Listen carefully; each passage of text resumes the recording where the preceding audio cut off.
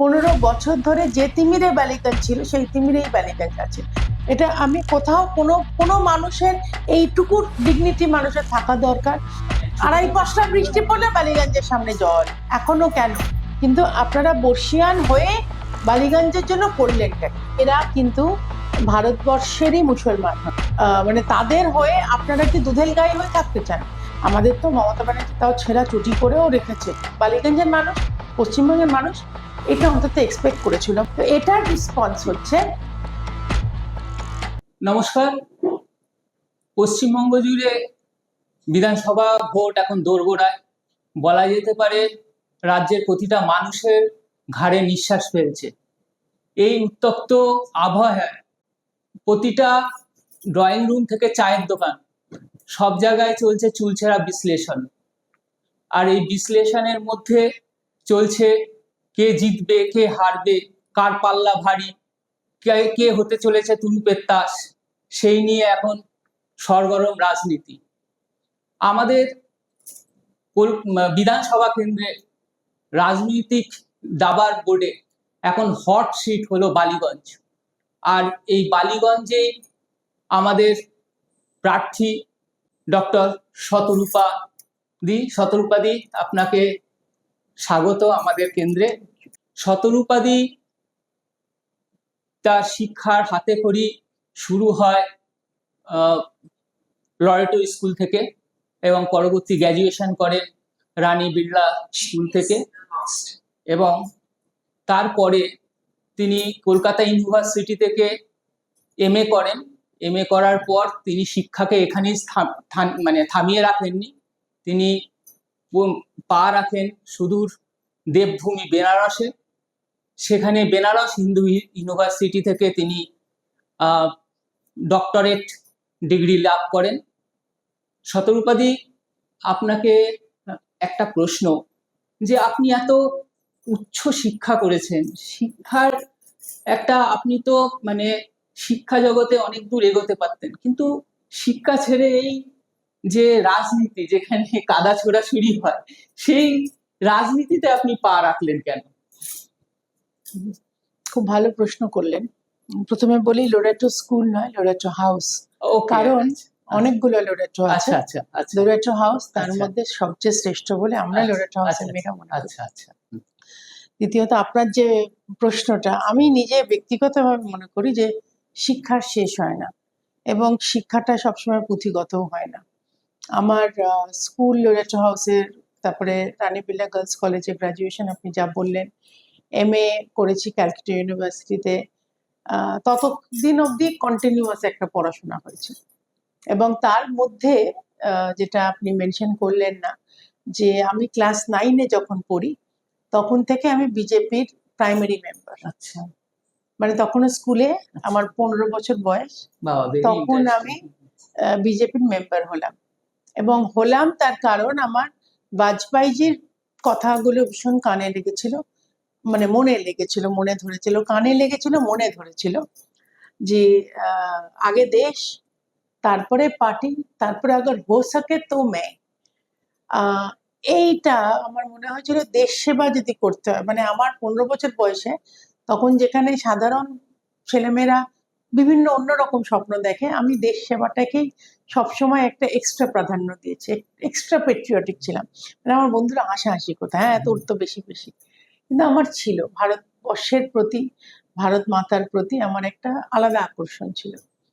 এবং সেই থেকে আমি যখন বিজেপির প্রাইমারি মেম্বার হলাম, ন্যাচারালি বুঝতে পারছেন 15 বছর বয়সে বাড়ি থেকে পার্টি, যাবে রাস্তায় গিয়ে পার্টি করবে, সেসব আমার অ্যালাউডই ছিল না।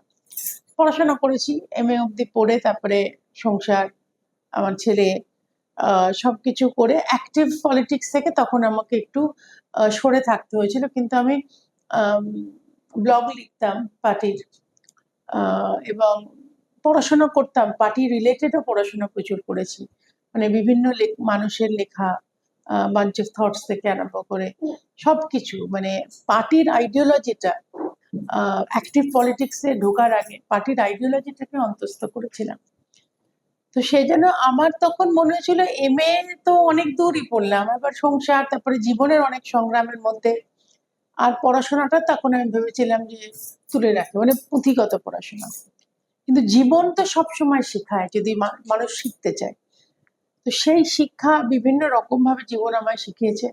এবং পার্টি যখন আমি অ্যাক্টিভলি আবার 2009 সাল থেকে করতে শুরু করলাম, তখন পার্টির পুঁথিগত আইডিওলজি একরকম, এবং পার্টি করতে গিয়ে আমি দেখলাম যে আরো অনেক রকম শিক্ষা দরকার হয়। পাবলিকলি বলতে আমি পারি, সাবলীল ভাবে বরাবরই বলতে পারি, কিন্তু রাস্তায় দাঁড়িয়ে যে সময় আমি রাস্তা স্ট্রিট কর্নার করেছি, তখন মানে প্র্যাকটিক্যালি লোক ডেকে ডেকে আনতে হতো। তো আমার বলার শৈলী, আমি যেভাবে বলবো, গলার মডুলেশন, কি বলছি, ক্যাচি ওয়ার্ডস, ক্যাচি সেন্টেন্সেস, সেইগুলোতে মানুষ, আশপাশের মানুষ রুখে দাঁড়াবে, সেই ক্ষমতাটা রাখতে হবে নিজের মধ্যে। এখন তো বিজেপির ফ্ল্যাগ দেখে, বিজেপি নরেন্দ্র মোদীর ছবি দেখে, মানে বিজেপির প্রোগ্রাম হচ্ছে, লোকে অন্তত দাঁড়িয়ে শোনে। হ্যাঁ, তখন তো তখন মানে দুজন কি একজন, তার মধ্যে একজন আমাদের কার্যকর্তা, একজন যে স্টেজ তৈরি করেছে সে বসে আছে, কতক্ষণে মাইক্রোফোন নিয়ে যাবে। তো ওই যে কোথায় মাইক্রোফোন লাগানো আছে, কি বলছি, কিভাবে বলছি, গলার মডুলেশনে সাধারণ মানুষকে অ্যাট্রাক্ট করা, এটা একটা বড় শিক্ষা। রাস্তায় নেবে আন্দোলন করা, এটার একটা বড় শিক্ষা, এবং আরো অনেক কিছু আমি শিখেছি। তো সেই জন্য শিক্ষা থেকে বিরতি আমার কোনোদিনই হয়নি। 2016 সালে আমার সঙ্গে কানপুরে একজনের দেখা হয়েছিল। কোইন্সিডেন্টালি ওনারও নাম বিষ্ণুকান্ত শাস্ত্রী, এবং উনি বলেছিলেন যে তুমি যেরকম সাবলীল ভাবে তোমার পড়াশোনার কথা বলে যাও, তুমি এটা পিএইচডি কেন করছো না? আর আমায় কে পিএইচডি করতে দেবে? এমএ হয়ে গেছে, কত বছর হয়ে গেছে আমার, 97-এ আমার এমএ কমপ্লিট হয়ে গেছে। তা এত বছর পর 2016-তে বলে আমি ব্যবস্থা করে দেবো, তুমি বিএইচইউ থেকে অনলাইনে করো। আচ্ছা, শুরু করলাম পড়াশোনা, এবং আমার বাড়িতেই প্রচুর, আমার যে সাবজেক্টটা, আমার বাড়িতেই প্রচুর বই, এবং এমএটা মানে দুটো বছর আমি ইউনিভার্সিটিতে সময় তো কাটিয়েছি, সমস্ত ক্লাস করতাম, বাকি সবকটা ঘন্টা বোধহয় আমার ন্যাশনাল লাইব্রেরিতে কাটতো। সো দেয়ারফর পড়াশোনাটা আমি ভীষণ, মানে টিপিক্যাল সাজেশন পড়ে আনসার লিখে পড়াশোনাটা আমার নয়। আমি রিসেন্টলি আপনি টিভিতে দেখছিলাম আপনার বাড়িটা, এই বালিগঞ্জের বাড়িটা, ওইখানে আসবাবপত্র কম, বই বেশি, মানে এরকম। আপনার তো অনেকদিন হয়ে গেল, আপনি এখন অনেকটাই অলিতে গলিতে ঘুরে বেড়াচ্ছেন, কি বুঝছেন? ওইটা তো একটা, আপনি তো ওইখানকার ভূমিকন্যা। আমি ওখানকার ভূমিকন্যা, আমি বালিগঞ্জের নিজে গলি গলি হাতের তেলোর মতন আপনার চেনা। একদম। তো আপনার একটা পূর্ব অভিজ্ঞতাও রয়েছে। 2011 সাল, তখনও আপনি ওই দীর্ঘ 15টা বছর হয়ে গেছে। আপনার যে ওই প্রথম মানে বিধানসভা বালিগঞ্জ ছিল, সেখান থেকে কি এক্সপিরিয়েন্স পেয়েছেন, আর এখন মানুষেরকে কেমন দেখছেন? 2011-য় যখন দাঁড়িয়েছিলাম, তখন একটা প্রায় একার লড়াই, যদিও আমি তখনও বিজেপিরই লড়াই লড়েছি, কিন্তু আমাদের সেইভাবে সংগঠন ছিল না। বা 26-এ দাঁড়িয়ে আমি যে সংগঠনের যে সাপোর্টটা পাচ্ছি, মানে পৃথিবীর সবচেয়ে বৃহত্তর পার্টির সংগঠন আমার পাশে, পেছনে সলিড সাপোর্ট। মানে এখনো তো স্টার্ট ক্যাম্পেইনাররা ঢুকেনি, কারণ ফার্স্ট ফেজ অব্দি করে বোধহয় 20 তারিখে আমার ফেজ 2-তে ঢুকবে। তা সত্ত্বেও সমস্ত ওপর থেকে মনিটর করা হচ্ছে, মানে মেটেরিয়াল রিসোর্সেস অসংখ্য আসছে। কিন্তু অলিগলির কথা আপনি বলছিলেন, আমি বলি যে আমি অলরেডি এইবার আমার নাম অ্যানাউন্স হওয়ার পর থেকে 3 দিন আগে যে স্প্যানটা, আমার বালিগঞ্জ অন ফুট, পায়ে হেঁটে আমার 3বার কভার করা হয়ে গেছে। এবং আমি যেহেতু বালিগঞ্জেরই মেয়ে, বালিগঞ্জের ব্যথা অভাব মনে তো হয় ভীষণ পশ এলাকা, লোকের ধারণা প্রদীপের নিচেই তো অন্ধকার। এক্স্যাক্টলি তাই। হ্যাঁ। এবং এখানে বর্ষিয়ান নেতা ছিলেন সুব্রত মুখার্জি, 2011-য় যার বিরুদ্ধে আমি লড়েছিলাম, এবং একটা বালিগঞ্জ কন্টিনিউটি পেয়েছে। তো বালিগঞ্জের মানে এত বছর ধরে, এর আগে রবীন্দ্র দেব ছিলেন সিপিএম এর আরেকজন বর্ষিয়ান নেতা। তো তাহলে আমি যেটা দেখে অবাক হচ্ছি যে মানে এখন না এরকম হওয়া উচিত ছিল যে আমি দেখবো, আচ্ছা ওখানে নোংরা আছে, নোংরা পরিষ্কার হয়নি কেন, ওই দেয়ালটা রং হয়নি কেন, এরকম হওয়া উচিত ছিল বালিগঞ্জের সমস্যা। কিন্তু বালিগঞ্জ আপনি যেরকম কারেক্টলি বললেন যে যেরকম বর্ষিয়ান নেতার নিচে, বর্ষিয়ান নেতা তাহলে বালিগঞ্জের জন্য কি করলো? আজও যে বস্তিগুলোতে আমি ঘুরেছি, 15 বছর ধরে যে তিমিরে বালিগঞ্জ ছিল সেই তিমিরেই বালিগঞ্জ আছে। আমি হাই রাইজে ঘুরছি, আমার বিচরণ মেনলি আমার যে আমি যাদের সঙ্গে মিশি আমার বলতে কোনো দ্বিধা নেই, মেনলি উচ্চ মধ্যবিত্ত হ্যাঁ। অ্যাফ্লুয়েন্ট বাঙালি অবাঙালি না, বালিগঞ্জ তো এমনি একটু পশ এলাকা, পশ, সেটাই। কিন্তু বিউটি স্পটের মতন বস্তিগুলো আছে। আমি দীর্ঘ 10 বছর ঝাউতলাতে আমি একটি সংবাদ তাহলে পত্রে আপনি কাজ জানেন। করেছেন, সেখানে দেখেছি যে বস্তিগুলোর কি অবস্থা, মানে সেখানে এবং শুধু ওইখানে মানে হিন্দিভাষী মুসলিমরা মানে সংখ্যালঘুরা শুধু নেই, ওইখানে অনেক হিন্দুও রয়েছে, বাঙালি বাঙালি প্রচুর আছে, প্রচুর, বেয়ারা বাগান তো পুরো বাঙালি, হ্যাঁ পুরো বাঙালি, কিন্তু অনেক বস্তি কোনো আছে। পরিবর্তন নেই। আমি সেটাই বলছি, যে তিমিরে বালিগঞ্জ ছিল, আজও ওই বস্তিগুলোতে একটা বাথরুম ছেলেদের, একটা বাথরুম মেয়েদের, বাকি মেয়েরা রাস্তায় ওপেন জায়গায় চান করতে বাধ্য হয়, কোনো রকমে একটা গামছা জড়িয়ে কি একটা নাইটি পরে ওইভাবে চান করছে, পাশে আরেকটা ছেলে চান করছে। তো এইরকম তো বালিগঞ্জের সমাজ হবার কথা না, কাউরই হবার কথা না। এটা আমি কোথাও কোনো মানুষের এইটুকু ডিগনিটি মানুষের থাকা দরকার যে তার একটা নিজস্ব জায়গায় সে চান করতে পারে। আমি জানি গ্রামের লোকজন পুকুরে চান করে, উঠে আড়ালে জামা কাপড় ছাড়ে, কিন্তু বালিগঞ্জের মতন শহরে এইটা তো এক্সপেক্ট করা যায় না। আজও বস্তিতে কেন, ওপেন রাস্তার মধ্যে, বিড়লা মন্দিরের মতন রাস্তায় সামনে এখনো জল জমে এতটাই, এটা আমি বড় বৃষ্টিটার কথা বলছিই না, ছোটখাটো মানে আড়াই পশলা বৃষ্টি পড়লে বালিগঞ্জের সামনে জল এখনো কেন? তার কারণ হচ্ছে, আমি ঘুরে গিয়ে দেখলাম 3খানা পাম্পিং স্টেশন আছে এখানে, বেনিয়াপুকুর, বালিগঞ্জ এবং গড়িয়াহাট, 3টেতে নীল সাদা রং বজায় আছে, কিন্তু তালা মারা। এবং তালা মারা মানে এমন তো হতে পারে, মনে প্রশ্নই করতে না, অফিস আজ ছাড়া বন্ধ, সকালবেলা বন্ধ, বিকেলে বন্ধ, কিন্তু তালায় জং ধরা, তার মানে সেই তালা খোলা হয়নি 15 বছর ধরে, এতটাই জং ধরে আছে। তার মানে এটা বুঝতে হবে যে বর্ষিয়ান নেতারা একডালিয়ার পুজো করেছে ঠিকই, পঞ্চায়েত মন্ত্রী ছিল, আরেকজন এখন বর্ষিয়ান নেতা ঢুকছে। আমার ব্যক্তিগত আক্রমণ আমি রুচিগতভাবে কাউকে করি না, কিন্তু আপনারা বর্ষিয়ান হয়ে বালিগঞ্জের জন্য করলেনটা কি? আজও যদি রাস্তায় নীল সাদা ফুটপাতে পাশেই ইল্লিগাল ট্রাফিক কনজেশন, মানে জ্যাম করে দিচ্ছে এমন পার্কিং করেছে, এবং সেই পার্কিং এর যে ছেলেগুলো পার্কিং করছে সকাল থেকে বিকেল দাঁড়িয়ে, তাদের কাছ থেকে সিন্ডিকেটের টাকা তুলছে, মানে কোন লেভেলে নেমে গেছে আপনি ভাবুন। এটা তো ব্যবসা নয়, এটা তো অটোমেটিক্যালি কর্পোরেশন থেকে বলে দেওয়া উচিত যে এখানটা ফ্রি পার্কিং, এখানটা ফ্রি পার্কিং, দুটো পার্কিং এর মধ্যে যে টাকাটা হবে সেটা কর্পোরেশনে যাবে, তার মধ্যে থেকে সিন্ডিকেট, মানে কোন লেভেলে নেবে? আপনার যে বিধানসভা কেন্দ্রটা আছে তার মানে বেশিরভাগ জুড়ে একটা বড় অংশ সংখ্যালঘু সম্প্রদায়। তো আমরা দেখেছি 15 বছর আগে তাদের মাইন্ডসেট যে ছিল, এখন কিন্তু অনেক মাইন্ডসেট মানে পাল্টাচ্ছে।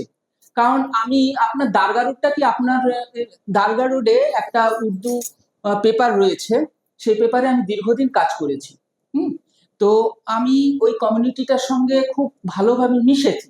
সেখান থেকে আমার একটা এক্সপিরিয়েন্স হয়েছে যে আজকে কিন্তু ওরা ওদের ওদের মনে হচ্ছে যে ওদেরকে ইউজ করা হচ্ছে, একটা মানে শিক্ষিত একটু যারা, সেখান থেকে আপনাকে তো প্রতিটা মানে এই জনসংযোগে আপনার তাদের সঙ্গে রিয়াক্ট করতে হচ্ছে। কি আপনার ফিলিংসটা কি, আপনি কিরকম দেখছেন? আমার বালিগঞ্জে যাদের আপনি মাইনরিটি বলছেন, তারা খুব যে মাইনরিটি তা কিন্তু নয়, তার কারণ অফিসিয়াল রেকর্ড হচ্ছে, অফিসিয়াল মানে রেকর্ড অনুযায়ী 64%, কিন্তু আমি মিশে দেখেছি 79%-এরও বেশি হতো। এবং এরা কিন্তু ভারতবর্ষেরই মুসলমান, এরা কিন্তু ভারত ভাগের সময় ভারতবর্ষকেই চুজ করেছে, তারা পাকিস্তানে যায়নি, তারা বাংলাদেশে যুদ্ধ হওয়ার পরেও মানে বাংলাদেশে জন্ম হবার পরে বাংলাদেশে যায়নি, সো দেয়ারফর ওদের এসআইআর এর নাম কাটেনি, ওরা এখানকারই লোক। এসআইআর এ 54,000 মানুষ কাটা গেছে, কিন্তু তারা ওই ডেড ভোটার, ডুপ্লিকেট ভোটার এবং শিফটেড ভোটার। এটা কি এফেক্ট পড়বে মনে হচ্ছে? একটা বড় এফেক্ট পড়া না, একটা এফেক্ট তো পড়বে, তার কারণ মনে হয় তো ওদের ভোট ব্যাংক ছিল, মানে বিরোধীদের, মানে এই যে 54,000টা বাদ গেছে, তারা মানে আপনি যদি বিজেপির আর তৃণমূলের তফাৎটা দেখেন, খুব সম্ভবত 27,000 30,000 এরকম একটা তফাৎ আগের বার ছিল। তো যদি 54,000 মানুষ বাদই দিয়ে থাকে, বাকিটা 4 তারিখে বোঝা যাবে। কিন্তু আমি মুসলমান সম্প্রদায়ের কথা বলছিলাম, মুসলমান সম্প্রদায় এখানে বালিগঞ্জের বাসিন্দা যারা, তারা এখানকার। তো আমার তাদের কাছে বার্তা, আমি যাচ্ছি তাদের কাছে, অনেক লোক আমার সঙ্গে দেখাও করতে আসছে আলাদা করে, তাদের কাছে আমার একটাই ক্লিয়ার বার্তা যে আপনারা চুজ করুন এবার, যে আপনারা যাদের ভরসা করে সিপিএম কে সরানোর জন্য যাদের ভরসা করে নিয়ে এসেছিলেন, পরিবর্তনের প্রতিশ্রুতি যারা আপনাদেরও দিয়েছিল, তারা আপনাদের মানে তাদের হয়ে আপনারা কি দুধেল গাই হয়ে থাকতে চান? তাদের হয়ে আপনারা কি শুধু ওই তেজপাতা ভোটের সময় ব্যবহার হবে, রান্নায় ব্যবহার হবে তো ছুঁড়ে ফেলে দেবে? নাকি আপনারা, মানে আমরা টিভিতে অনেক সময় শুনি মুসলমানরা বলেছে না আমাদের তো মমতা ব্যানার্জি তাও ছেঁড়া চুটি করেও রেখেছে। তো এটা আপনাদের চুজ করতে হবে যে আপনারা এইভাবে থাকতে চান, নাকি যেরম ভাবে গুজরাট বা অন্যান্য বিজেপি চালিত রাজ্যে মানুষের সম্মান নিয়ে সম্ভ্রান্ত ভাবে সমৃদ্ধি হয়ে আপনাদের ব্যবসা বাণিজ্য সবকিছু রমরমিয়ে চলবে, মানুষের সম্মানটা আপনারা চুজ করবেন, নাকি আপনারা এই ভোট ব্যাংক হয়ে থাকবেন? তো এটার রেসপন্স হচ্ছে যে অনেকে বলছে যে আমরা আর এইভাবে থাকতে চাই না, আমরা আপনাকে একবার সুযোগ দিতে চাই। তো এই যে চেঞ্জ ওভারটা, এটা কিন্তু আমি অনেকে প্রকারান্তে বোঝাচ্ছে ইশারায়, অনেকে সোজাসুজি আমার সঙ্গে দেখা করে এসে বলে গেছে। তো সেজন্য আমার প্রচুর উর্দু প্যাম্পলেটও ছাপা আছে, কারণ ওখানে একদম ভেতরে অনেকে উর্দু ছাড়া আর কিছু বোঝে না, বোঝার চেষ্টাও করে না, হিন্দি হয়তো বোঝে, কিন্তু আমার তরফ থেকে আমার প্রার্থী পরিচয় এবং মোদিজির কিছু স্পেসিফিক যেগুলো সবকা সাথ সবকা বিকাশের যে স্কিমগুলো, সেগুলো উর্দুতে দেওয়া আছে, ওদের কাছে পাঠানো আছে। তো আমি আশা করছি যে সামনে আসার দরকার নেই, কিন্তু 4 তারিখে আমার মনে হয় বোঝা যাবে যে ওরা যে সাইলেন্ট সাপোর্ট বিজেপিকে দিতে শুরু করেছে, সেটা আমার মনে হয় বোঝা যাবে।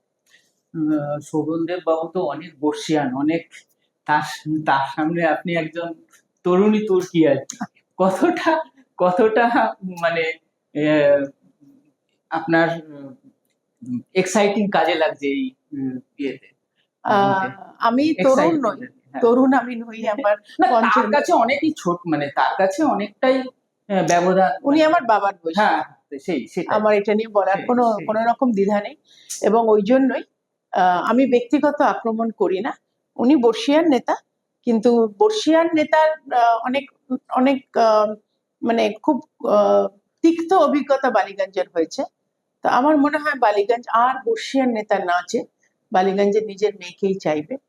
আর বাকি রইলে শোভনদেব বাবুর বিষয়ে আমার একটাই বলার, যে মহাভারতে ভীষ্ম যেরকম হস্তিনাপুরের সিংহাসনের সঙ্গে প্রতিজ্ঞাবদ্ধ ছিলেন বলে উনি অন্যায়ের কোনো প্রতিবাদ করেনি, কৌরবরা বা ধৃতরাষ্ট্র বা দ্রৌপদীর বস্ত্রহরণ, বিভিন্ন এই যে রাজ্য ভাগ, অজ্ঞাত বাসে চলে যাওয়া, বনবাসে পাঠিয়ে দেওয়া, এগুলো ভীষ্ম কোনো প্রতিবাদ করেনি।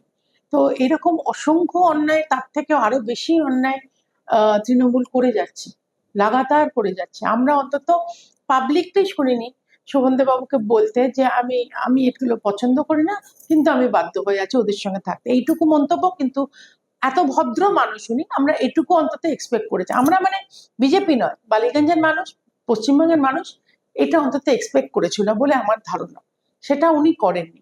তো এখানে আমাকে সেই রবীন্দ্রনাথের কথাই বলতে হবে যে অন্যায় যে করে, অন্যায় যে সহে, দুজনেই সমান পাবে। তো এইটা তো ডেফিনেটলি আমি তুলে ধরছি মানুষের কাছে, মানুষও বুঝছে যে আর খুব সম্ভবত বালিগঞ্জ বোধ ওই বর্ষিয়ান কথাটা মানে ওই ওই পদ ওই ওই জিনিসটা ফলো করে বর্ষিয়ান নেতার আশায় বসে থাকবে বলে আমার মনে হয় না। আমি তরুণ নই, কিন্তু আমি যেহেতু বালিগঞ্জের মেয়ে, এবং সত্যি ওনারই মেয়ের বয়সী আমি, আমার 55 বছর হবে জুলাই মাসে, কিন্তু এনার্জি আমার প্রচুর। এবং আমি ঘুরছি, আপনাদের দোরগোড়ায় যাচ্ছি, বালিগঞ্জের দোরগোড়ায় যাচ্ছি। আমি একটা ব্যক্তিগত অনুভব বলি, অনেক বস্তিতে ঢুকছি তো, এবং একটা বস্তিতে পার্টিকুলারলি আমার মন ভরে গেছে। সব জায়গায় যাচ্ছি, সবাই খুব সুন্দর মানে অভিবাদন জানাচ্ছে, জড়িয়ে ধরছে, সবই হচ্ছে। যেখানে হিন্দু সেমেট্রি আছে একটা, হিন্দু সেমেট্রির পাশ দিয়ে আপনি যে ফার্স্ট গলি যেটা, ওটা দিয়ে যদি ঢোকেন, এটা হচ্ছে বেসিক্যালি 4 নম্বর পুলের নিচে, মানে সাধারণ লোকের জন্য বোঝাচ্ছি আমি, আপনি যেহেতু জানেন, ওটাকে বলে তারিখানার মোড়। ওখানে আম্বেদকর বস্তি বলে একটা বস্তি আছে অফিসিয়াল, সেখানে গেট টেট আছে। তার উল্টো দিকে একটা নেহাতি সরু গলি, নেহাতি সরু, মানে আমি যদি যাই আপনি আমার পাশে জানানোর জায়গা থাকবে না, এতটাই সরু। তো সেখান দিয়ে ঢুকেছি, এবং লোকজন চমকে উঠেছে ওখানে। তো আমি বুঝতে পারিনি, ওরা প্রথমে, মানে আমি পরে শুনলাম যে ওরা এই হিন্দু সেমেট্রিতে কাজ করে, তো ওরা এক প্রকার ডোম তো শরীর জ্বালায়, কিন্তু এরা ওই 5 বছরের বাচ্চাদের নিচে যেটা সেমেট্রি, হিন্দু সেমেট্রি আর কি পোতা হয়, সেই কাজ করে। তো ওদের সঙ্গে ওদের বক্তব্য, প্রথমে তো অবাক হয়ে গেছে যে একজন আদৌ ঢুকেছে ওখানে। পরে আমি শুনলাম ওরাই বলছে যে আজ অব্দি কোনোদিন, এত বছরে মানে পোস্ট ইন্ডিপেন্ডেন্স, কোনোদিনও কেউ ওখানে ঢুকেনি, কোনো জনপ্রতিনিধি ঢুকেনি। তো আমাকে তো জড়িয়ে টড়িয়ে ধরলো, এবং আপনি হয়তো দেখেছেন আমার প্রচার, আমার সঙ্গে ঢাক যায়, 4 জন ঢাকি যায়। তো তারা বাজাচ্ছে, হঠাৎ কি হলো আমি জানি না, স্পন্টেনিয়াসলি এন্টায়ার বস্তির লোক নাচতে শুরু করলো যে এবার আপনাকেই জয় করবো। এবং সেই দেখে আমার সঙ্গে তো পুলিশ তো ন্যাচারালি ঘোরে, সেন্ট্রাল ফোর্সও থাকে, পুলিশের সঙ্গে কিছু ইউনিফর্ম পুলিশ থাকে, কিছু ইউনিফর্মের বাইরে স্পেশাল ব্রাঞ্চের এসবি, তারাও খানিকটা নেচে নিল, আমার কার্যকর্তারাও নেচে নিল। আমি অভিভূত, মানে এই যে সাধারণ মানুষের সঙ্গে জনসংযোগ করার সুযোগ আমাকে পার্টি দ্বিতীয়বার করে দিল, এটার জন্য আমি ধন্য। এবং মানুষের কাছে এইরকম সাড়াটা আমি যে পাবো, আমি আমি সত্যি ভাবতে পারিনি। তার মানে এটা বুঝতে হবে যে যারা বলে বর্ষিয়ান, যারা বলে যে আমরা মা মাটি মানুষের সরকার, যারা নিজেরা বলে যে আমরা ভীষণ মানবিক, তো সে মানবিকতাটা কি শুধু লিমিটেড ফর তৃণমূল? তো এরাও তো ভোট দেয়, কাউকে না কাউকে তো দিয়েছে, বিজেপিকে তো দেয়নি এতদিন, তো বিজেপিতে পাওয়ারে চলে আসতো। তা তৃণমূলকে ভোট দেওয়া সত্ত্বেও এরাও তো ভোট দেয়, তাদের কাছে কেন যায়নি? কিসের জন্য? কি মনে করে যায়নি? যে তারা নিচু জাত? আমাদের বলা হয় যে আমরা নাকি জাতপাতের ভাগাভাগি করি। আপনি মুসলমান সম্প্রদায়ের কথা বলছেন, মুসলমান বস্তিতে ঢুকলে আপনি অবাক হয়ে যাবেন যে দুধেল গাইরাতে তো এরকম থাকার কথা নয়। আপনি এমনি খাটালেও যদি যান, দুধেল গায়ে যারা, তাদের কিন্তু আলাদা স্ট্যাটাস, তাদের জন্য এসি থাকে, গান চলে। আমি অন্তত যে ডেয়ারি ফার্ম গুলো দেখে এসেছি, গান চলে, তারা গান টান শুনে দুধ ফুট দেয়। তো এদের তো মুসলমান হিন্দু নির্বিশেষে বস্তিতে থাকা মানুষ একেবারে অবহেলিত। তাদের ঘরদোরের মধ্যে কিছু লোক আবার পেয়ারা বাগানের মতন জায়গায়, কিছু লোক আবার ইটের বাড়ি করে ফেলেছে, পাকা বাড়ি হয়ে গেছে। কার স্যাংশনে করেছে সেটাও আমি জানি না, কিন্তু সেই গায়ে গায়ে তাদের বাচ্চারা পর্যন্ত তার মধ্যে দিয়ে গলে ঢুকতে পারে না। এবার যদি ওখানে ভগবান না করুক আগুন জ্বলে, কি হবে? ওখানে তো পুড়ে রোস্টেড হয়ে মারা যাবে লোকে। আমি অত বড় ঘটনাও ছেড়ে দিলাম, একজন প্রেগনেন্ট মহিলাকে ডেলিভারি করার জন্য বা ডাক্তার যাবার জন্য ওইটুকু জায়গা নেই, সে বেরোবে ওখান থেকে। তো এইগুলো তো বেসিক সিভিক অ্যামিনিটিস, এটা মানুষের সম্মান, এটা তো পশু খামার নয় যে এরকম বেঁধে দিলাম। ওরা আমার পশুদেরও ওভাবে ট্রিট করা যায় না, আমি অসম্ভব অ্যানিমাল লাভার। তাহলে কি মানবিক সরকার? নমুনা বালিগঞ্জ আগুন ধরেছে, আমি কভার করতে গেছি, ওই সরু সরু যে গলি আর তার মানে ওপেন রায়ার। হ্যাঁ, আমি বলছি বেনিয়াপুকুরের বস্তিতে আমি ঢুকেছি, অন্ধকার, কিন্তু অন্ধকার, আমি সন্ধ্যাবেলা ঢুকেছিলাম, এইরকম দুটো ক্যামেরার আলো আমার সঙ্গে ঘুরছিল, রিপাবলিক বাংলার ক্যামেরা, এই আলোর জন্য আমার রাস্তা আলোকিত হয়েছে। আমি ওখানে গিয়ে দেখলাম 3 জন ভীত মহিলা, মুসলমান কিন্তু, তারা ভয়ে ওখানে বসে আছে, দিদি এখানে আলো জ্বলে না। তার মানে আর কি হয় ওখানে, কেন আলো জ্বলে না? তাহলে তো এটা বুঝতে হবে যে তুমি জ্ঞান তো এই জিনিস করে রেখেছো পশ্চিমবঙ্গে। 15 বছর যে পার্টিকে সুযোগ দেওয়া হয়েছিল এবং মুসলমানরা অঢেল সাপোর্ট দিয়েছিল, যার জন্য আজ মুসলমান মানুষ বলতে বাধ্য। সিদ্দিকুল্লাহ চৌধুরীর একটা সেই বিশাল জমায়েত হয়েছিল ওয়াকফ বিলের, মুখ্যমন্ত্রীর আদেশ অনুসারেই হয়েছিল, ওদের তো সবই মুখ্যমন্ত্রীর অনুপ্রেরণা ছাড়া হয় না। সেখানে আমার দুটো কমেন্ট মনে আছে, মুসলমান একটা ছেলে এক গ্রুপের সঙ্গে বলে যাচ্ছে যে আজ মুখ্যমন্ত্রীর জন্য তারা ডিপেন্ডেন্ট নয়, মানে তারা মুখ্যমন্ত্রীর উপর ডিপেন্ড করে না, মুখ্যমন্ত্রী ডিপেন্ড করে মুসলমানের ভোটের উপর। তো আমি সেই মুসলমানদের আবেদন করব যে টেনে হিচড়ে নাবান এই সিংহাসন, উনি ডিজার্ভ করেন না। উনি মানে আবার আমি বলছি ব্যক্তিগতভাবে নয়, যে সরকার 15 বছরে মানুষের শুধু ক্ষতি করেছে, প্ল্যান ক্ষতি করেছে শুধু একটা সম্প্রদায়, সেই সম্প্রদায়টা কি তৃণমূল সম্প্রদায়। সেই মন্ত্রী, তার আত্মীয় স্বজন, তাদের পকেট ভরেছে, ছোট বাড়ি থেকে বড় বাড়ি হয়ে গেছে, অট্টালিকা হয়ে গেছে। শান্তিনিকেতনের কথা তো না বললেই, মানে শান্তিনিকেতন মানে অভিষেক ব্যানার্জির বাড়ি। অমিতজি যেদিন আমাদের নমিনেশনের জন্য এসেছিলেন, আমি অমিতজিকে দেখাচ্ছিলাম যে এই হচ্ছে শান্তিনিকেতন। উনি প্রথম দেখলেন। হ্যাঁ, আচ্ছা, হ্যাঁ। উনি তো ওই দিকটা ঢোকেননি কোনোদিন, উনি তো বড় জনসভা করে চলে গেছেন। হুম, তো আমি দেখাচ্ছিলাম, মানে দেখুন এই হচ্ছে শান্তিনিকেতন। তো যাক। বলো আর কুছ দিন ওর। হুম, এবার শুভেন্দুদা আমার গল্প করে, শুভেন্দুদা ভেতর ঢুকেছে যখন উনি তৃণমূলে ছিলেন।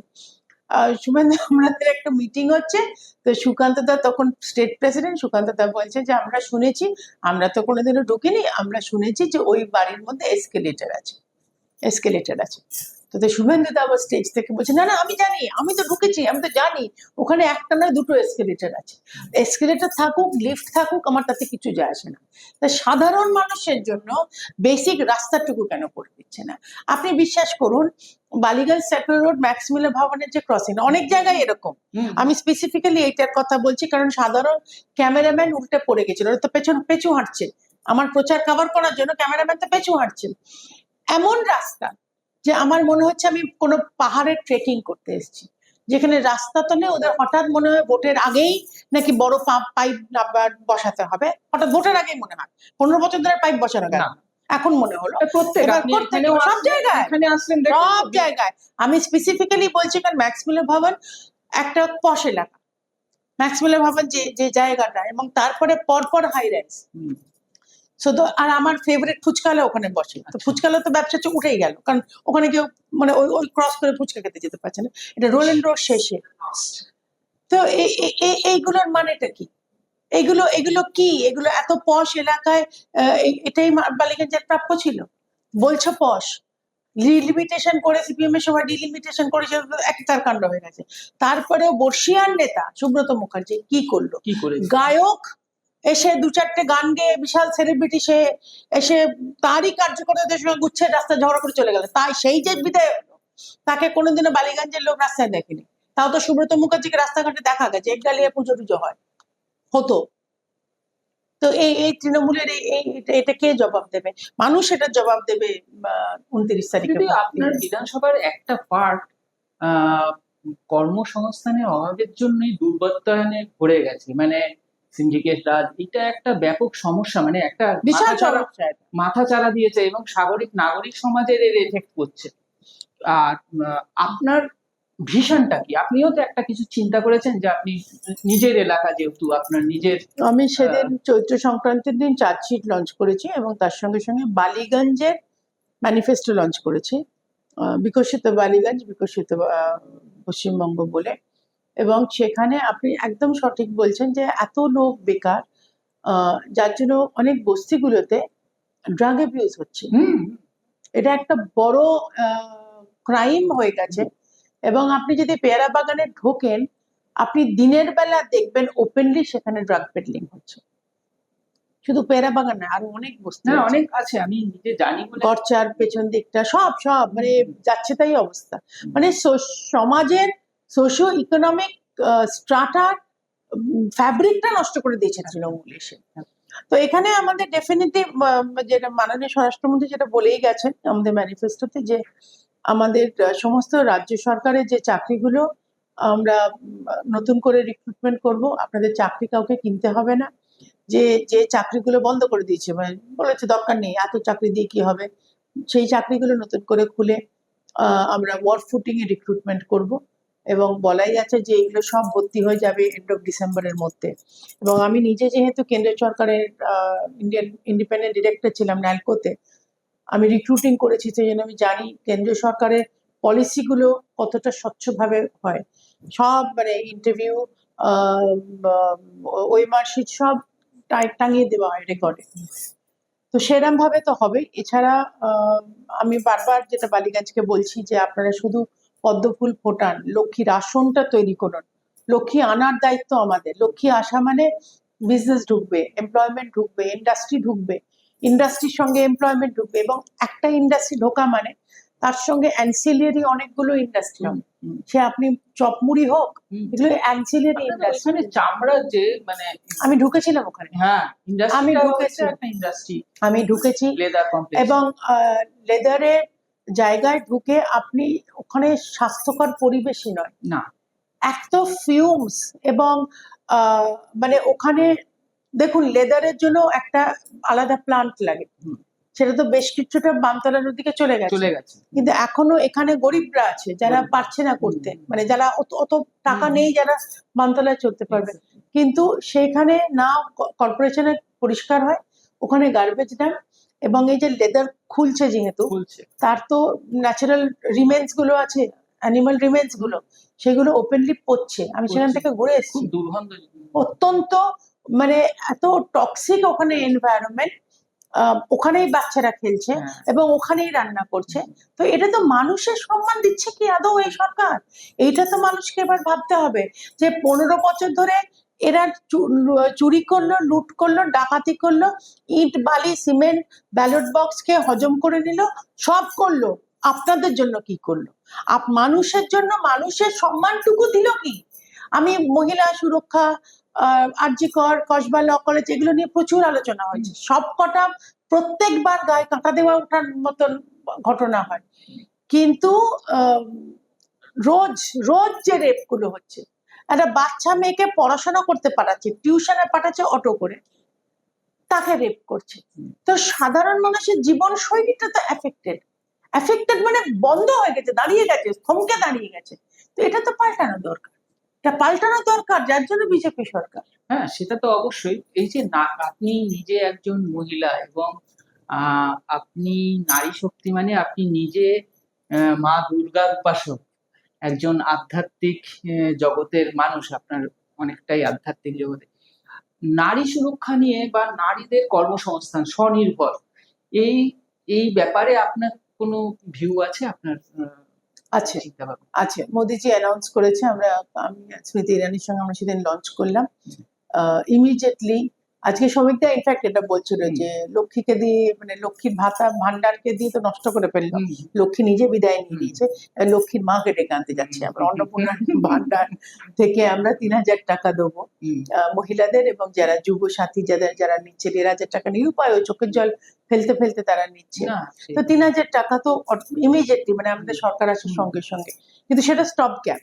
কারণ তারপরে নারী সুরক্ষা, নারী কল্যাণের, নারী সশক্তিকরণের জন্য অসংখ্য কেন্দ্রীয় যোজনা ঢুকছে। আমি কয়েকটা শুধু বলছি, ফ্রি ক্যান্সার টেস্টিং, মহিলাদের যে ক্যান্সার গুলো হয়, সার্ভাইকাল ক্যান্সারের ভ্যাকসিন বেরিয়ে গেছে, সেটা ফ্রি। মহিলা যারা প্রেগনেন্ট হবে তাদের জন্য 24,000 টাকা মাসে, 24 না তো 21, আমি হয়তো ফ্যাকচুয়ালি একটা মানে একটু গুলিয়ে গেছে আমার। আচ্ছা, এছাড়া দুর্গা বাহিনীর একটা সশক্তিকর, মানে এম্পাওয়ার্ড একটা বাহিনী প্রত্যেকটা পুলিশ স্টেশনে থাকবে। তাছাড়া যেখানে মহিলারা কাজ করছে সেখানে কম্পালসারি করে দেওয়া হচ্ছে। তো মহিলাদের সুরক্ষা একটা প্রধান ব্যাপার। এছাড়া আপনি স্বচ্ছ ভারত বলতেই আমরা ভাবি যে এই রাস্তাঘাট ঝাঁটফাট দেওয়া, কিন্তু স্বচ্ছ ভারতের অন্তর্গত একটা বিউটিফুল স্কিম আছে যে 14 বছরের ওপরে, মানে ক্লাস 8 এর পরে যে বাচ্চা মেয়েরা স্কুলে পড়ছে, তাদের জন্য আলাদা টয়লেট এবং ভেন্ডিং মেশিন থেকে রেডিলি অ্যাভেলেবল থাকবে স্যানিটারি ন্যাপকিন।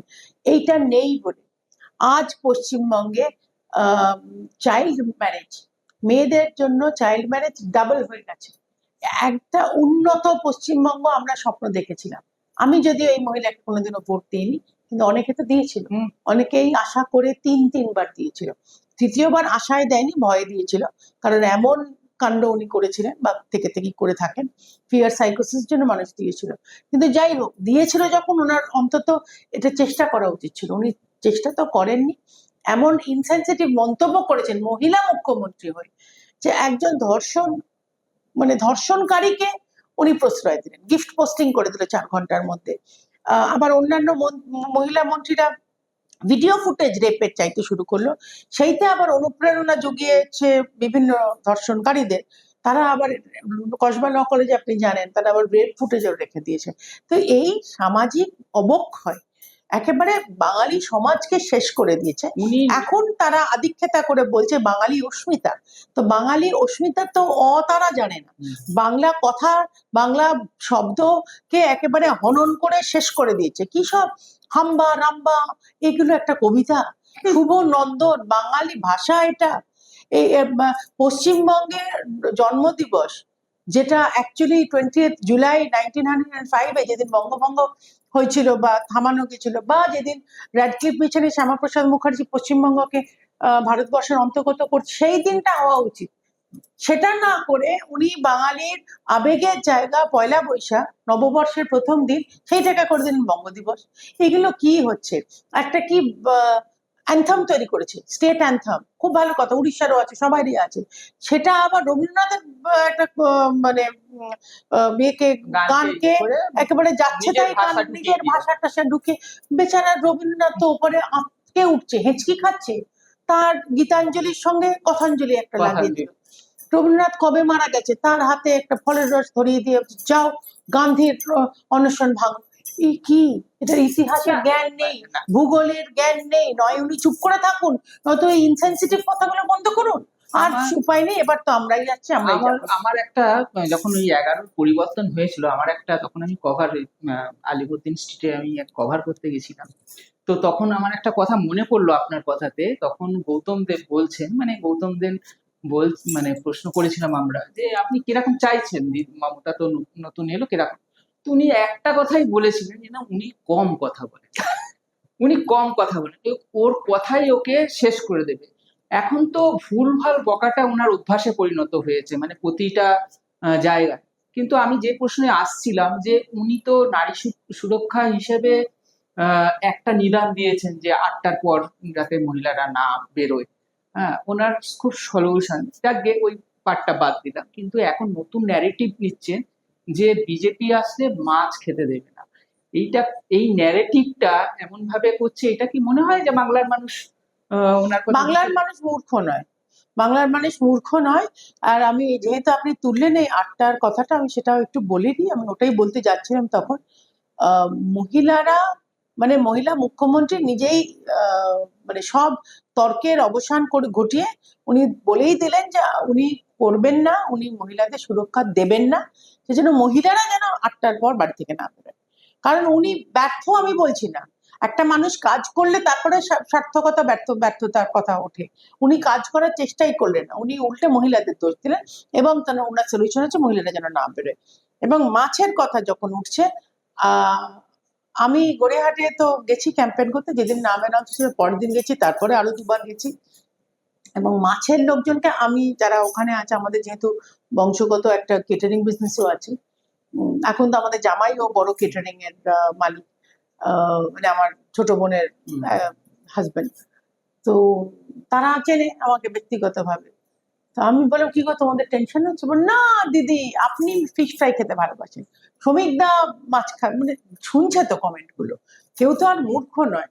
এবং আপনি বললেন যে স্মৃতি ভীষণ মাছ খেতে ভালোবাসেন, এবং আমার বলতে একটু দ্বিধা নেই, অনেক মন্ত্রী, বাজপেয়ীজি তো বটেই, বাজপেয়ীজি সব খায়, সব খেতেন। এবং ধর্মেন্দ্র প্রধান, উনি আসেন যখন আগে থাকতে প্ল্যানিং করা থাকে যে উনি একবার না একবার 6 বালিগঞ্জ প্লেসে বা কোনো না কোনো বাঙালি বাড়িতে উনি খাবেনই। অনেক কার্যকর্তারা, অনেক মন্ত্রীরা এখনো যারা আসে, তারা বলেই দেয় যে বাঙালি খানা খানা হ্যায়। দেখুন, এটা আমরা অবাঙালিদের কাছ থেকে যদি এক্সপেক্ট করি যে বাংলা উচ্চারণ একেবারে সঠিক করবে, আমি একটু বাঙালিদের যে জানতে চাই যে কজন বাঙালি বাংলা ভাষা সঠিক উত্তর। মুখ্যমন্ত্রী তো পারেন না, মুখ্যমন্ত্রী কাজী নজরুলকে বসিয়ে দিলেন মহাভারত লেখো বলে। কালী প্রসন্ন সিংহ এবং কাজী নজরুলের মধ্যে পুরো মানে ঘেটে হয়ে নিজেও গুলিয়ে ফেলেন, অন্য লোককেও গুলিয়ে দেন। তো সেজন্য উনি যেন বাঙালিয়ানা বা ওনার যে বড় বড় নেতারা আছে, বাঙালিয়ানা নিয়ে আধিক্ষেতা যেন না করে, বাঙালি শ্যামাপ্রসাদের জন্য ঋণী থাকবে চিরজীবন। কারণ শ্যামাপ্রসাদের জন্য বাঙালিয়ানা বজায় আছে, বাঙালি হয়ে আমরা পশ্চিমবঙ্গে ভারতবর্ষে বাস করছি, এবং আমরা যে কজন আমরা দাঁড়িয়েছি প্রত্যেকে আমাদের বাংলা লেগাসি কিছু কম নয়। অবাঙালিরা তো এসে এখানে কেউ রাজত্ব করছে না, তারা তো দেশ চালাচ্ছে, যথেষ্ট ভালোভাবে দেশ চালাচ্ছে, এবং নিজের নিজের রাজ্য সুন্দরভাবে চালাচ্ছে। তো পশ্চিমবঙ্গ তো বাঙালিরাই চালাবে, তো বাঙালিরা কি মাছ ছাড়া থাকবে? এটা সম্ভব কথা? আমি চিংড়ি মাছ খেতে ভীষণ ভালোবাসি, এবং বাকি যারা যারা বাঙালি আছে, মানে পয়লা বৈশাখের দিন আর কোনো মাটন এখন অনেকে হেলথ কারণে খায় না, সেটা আলাদা। কিন্তু তা হলেও কষা মাংস বাসন্তী পোলাও পয়লা বৈশাখে খাবে না এরম বাঙালি নেই। বা বাঙালি বাড়িতে রবিবার একেবারে মাংস আলু দিয়ে ঝোল, যেটা শারীরিক কারণে সেটা কি হয়, সেটা তো শারীরিক কারণ তো আলাদা। তা হলেও আমি বলবো যে এই সমস্ত ওকেজনে লেবু দিয়ে মেখে ভাত দিয়ে আলুটাকে চটকে মাংস ঝোল ভাত খাবে না, এরম বাঙালি হবে? মুখেই জল চলে হবে আসে। না। আরে বাঙালি এছাড়া থাকতে পারে? মানে আপনি ভাবুন, আমি একসময় শুক্রবারের উপোস করতাম। এবার আমাদের তো 200 বছরের পুরনো দুর্গাপুজো হয়, দশমীর দিন মাংস ঝোল ভাত খেতেই হবে, খেতেই হবে। এটা তো মানে আমরা বলতাম যে আছে আমাদের 14 পুরুষ ধরে নিয়ম আছে, আর কিছু হোক না, রবিবার মাংস ভাত খেতে হবে বসে, তারপরে একটা ভাত ঘুম দিতে ভাত হবে। ঘুম দিতে হবে।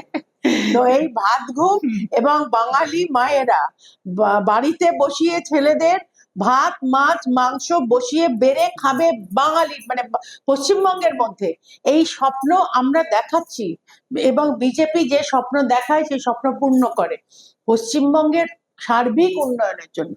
আমাকে একটা সুযোগ দিন, নরেন্দ্র মোদীর নির্দেশ অনুসারে আমি বালিগঞ্জ লড়তে এসেছি, বালিগঞ্জ জিততে এসেছি।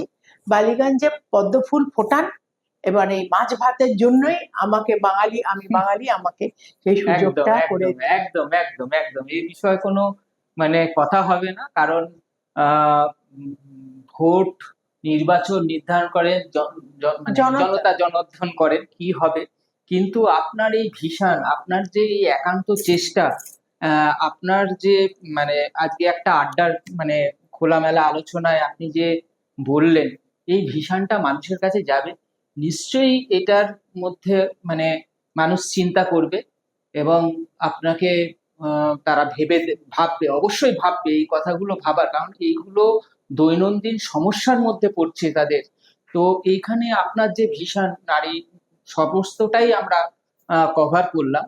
তো এই জন্য বালিগঞ্জের মানুষ অবশ্যই ভাববে, অবশ্যই চিন্তা করবে, এবং আগামী দিনে আপনাকে সাফল্য আপনার আসবে এটা আমি আশা করছি।